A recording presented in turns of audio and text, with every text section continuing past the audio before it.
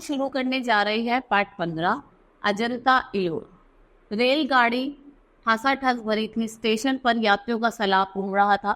गर्मियों की छुट्टियों का पहला दिन। हमारे विद्यालय ने यात्री दल के लिए गाड़ी में स्थान पहले से ही आरक्षित करवा लिए थे। इधर हमारे दल के डिब्बे में सामान जमाया, उधर गाड़ी में सीटें दी। लोहे की पटरी पर सांप की भांति रेंगती हुई रेलगाड़ी दुख करते हुए साथ आगे बढ़ने लगी। फिर यात्रा में वह आनंद आया जो जीवन भर याद रहेगा। उधर खिड़की से बाहर क्षण क्षण बदलते मार्ग के दृश्य, इधर साथियों के आपसी हंसी मजाक, छीना झपटी, खाना पीना, गाना बजाना, सब कुछ आनंददायक व्यतीत हो रहा था। हंसी खुशी के वातावरण में कब एक सप्ताह बीत गया, ठीक है, पता ही नहीं चला। यात्रा के ये 7 दिन न होकर स्वप्न लोक के साथ घड़ियां क्या थी, स्वप्न लोक के साथ घड़ियां। सवेरे 5 बजे हमारा दल जलगांव पहुंच गया। वहां से अजंता के लिए 1 घंटे बाद बसें चलती। हमारी बस जो अजंता की ओर जा रही थी, त्यों तो पहाड़ी निकट आने के लक्षण दिखाई दे रहे। सामने एक कष्ट पट पर लिखा था अजंता।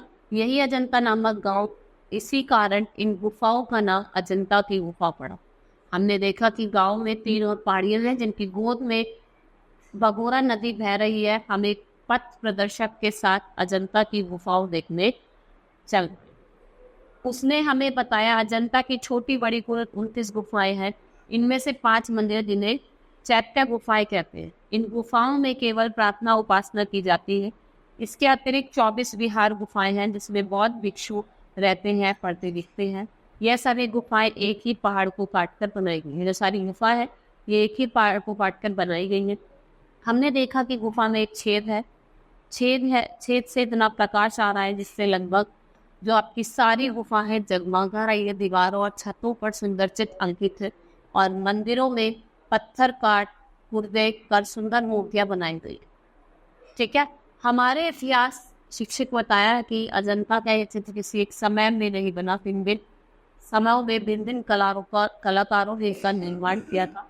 ठीक है, इनका निर्माण गुप्त काल में हुआ। ऐसा अनुमान है कि पहली गुफा में एक चित्र 100 में बना और सब उसके बाद वो चित्र 60 to 8 में बनाकर तैयार। हमने गुफाओं में घूम कर चित्र देखे। कहीं कोई राजकन्या हाथ में कलंक दिए हुए बुद्ध के सामने खड़ी और कहीं यश कुमारी हाथों में पुष्प की सुंदर माला मोद रही है। कहीं कोई पत्नी संन्यास लेकर संग में जाते हुए अपने पति को देख रही है। 17वीं गुफा में अंकित एक जातक कथा के बारे में पथ प्रदर्शक बताया कि महात्मा बुद्ध के पिछले जन्म का नाम बौद्धिष्ट था। एक बार बौद्धिष्ट ने मार्ग के रूप में जन्म लिया और अपने झुंड का मुखिया बनाया। एक दिन राजा वन में शिकार खेलने गया, ठीक है, और तो शिकारियों ने ऐसा जल चलाया कि सारा कुंभ उनकी पकड़ में आ गया। राजा ने बंदिकों को आदेश दिया कि रसोई के लिए प्रतिदिन एक मार्ग माना जाए। एक दिन एक गर्भवती हिरनी की बारी आई। उसे देखकर बोहित्स को दया आ गई। उसने राजा को सम्मुख उपस्थित होकर प्रार्थना की, इस हिरनी के बदले मुझे मारकर उसके प्राण दान किया जाए। इस घटना का राजा पर इतना प्रभाव पड़ा कि उसने शेष सभी हिरणों को मुक्त कर दिया और भविष्य में जीव हिंसा ना करने की प्रतीक्षा की कि हम कभी भी अब जीव हिंसा। हम अजंता से इलोरा पहुंचे। अजंता से इलोरा पहुंचे। इलोरा में कुल 36 गुफाएं हैं। इनमें से 17 हिंदू मत की गुफाएं हैं, 12 बौद्ध मत की, 5 जैन मत की तथा 2 साधारण हैं। हम तो पहले गुफा देखकर ही चकित हो रह गए। उससे काल में जब मनुष्य के पास आधुनिक यंत्र नहीं थे, केवल छेनी और हथौड़ी से पहाड़ तराश कर ऐसे कला मंदिर बनाना सरल कार्य नहीं था। भाई देख के लोगों को ऐसा लगा कि उस टाइम पे इतना सुंदर, इतना भव्य मंदिर बनाना इतनी कलाकारी से नहीं। इन गुफाओं में बड़ी बड़ी गैलरियां हैं, छत पे स्तूप है। क्या मजाल है कि एक स्तूप दूसरे स्तूप को तेल भरवे लो। बौद्ध गुफाओं में विश्वकर्मा गुफा सबसे प्रसिद्ध है। इसमें महात्मा बुद्ध की एक विशाल मूर्ति खुदी हुई है।